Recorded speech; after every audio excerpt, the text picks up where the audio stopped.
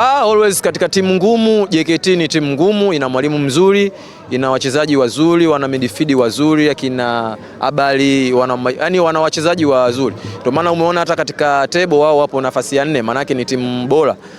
Kwa tangia naingia kwenye game, najua leo naenda kucheza game ngumu, sio game nyepesi.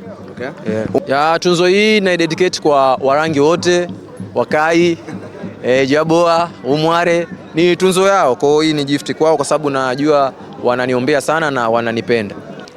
Mimi neno moja kwamba waendelee kuipambania timu, tuendelee kuipambania jezi ya Azam kwa sababu tuna madeni mengi bado hatujalipa, kwa tuendelee kushirikiana ili tuweze kuyalipa hayo madeni ya wanafamilia ya Azam na mashabiki wao.